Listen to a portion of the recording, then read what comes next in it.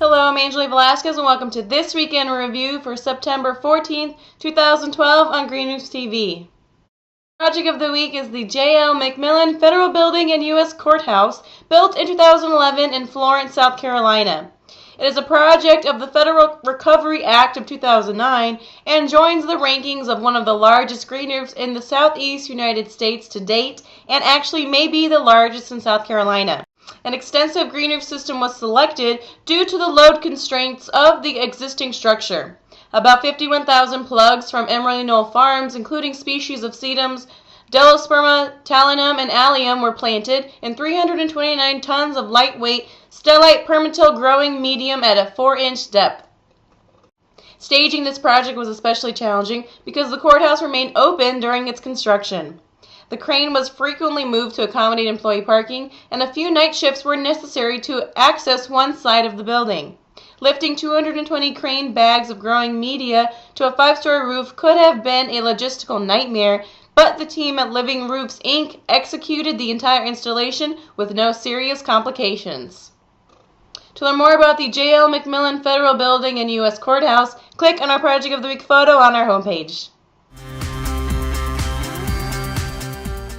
Greenroofs.com press release. Read about our major news story. Greenroofs.com announces strategic partnership with the World Green Infrastructure Network for the second Green Roofs and Walls of the World Virtual Summit 2013.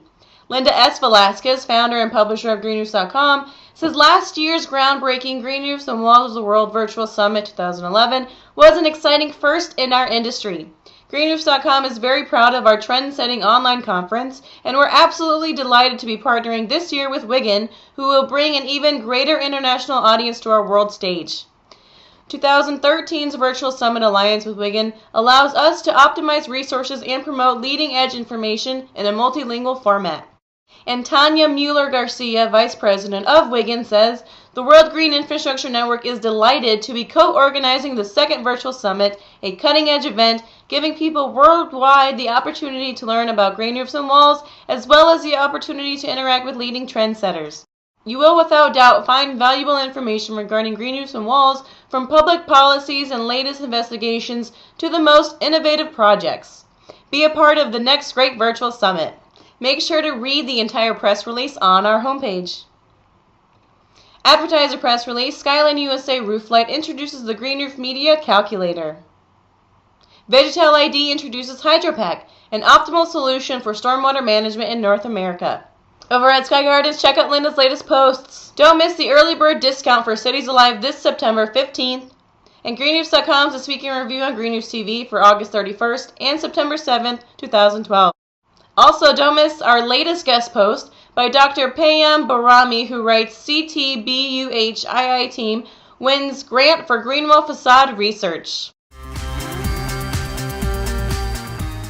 Don't forget, September 15th is the last day for the early bird registration for the 10th annual Cities Alive Green Roof and Wall Conference in Chicago. Take advantage of the $169 savings. September 16th through the 22nd is the APLD International Landscape Design Conference in San Francisco, California. September 18th through the 21st is the 2012 World Green Roof Congress in Copenhagen, Denmark. And September 21st is the Greenscaped Building semi-annual Fall Plant Sale and Open House in San Diego, California. Christina Williams of Sustainable Business Oregon talks about Oregon Best Awards commercialization grants for green roofs, energy storage. Last week they announced 2 commercialization grant awards, one that uses ice slush to store power, and another to fund collaborative research on green roofs. In 2010, Oregon Best, the Built Environment and Sustainable Technology Center, launched its grant program and is now on their way to awarding $1 million in grants this year. Applied Exergy Inc. is a startup company working with Oregon State University to create energy storage technology that captures and stores energy as an icy slush and then uses it when needed.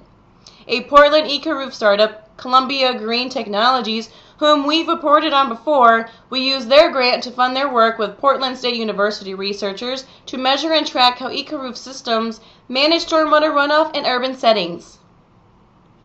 Staff at the Government of Ontario News reports on Ontario completes Ottawa Courthouse green roof. The courthouse's new green roof will reduce energy costs improve air quality, and help Ontario meet its long-term energy conservation goals. It features 60 varieties of plants and helps to protect the building structure from the elements of nature.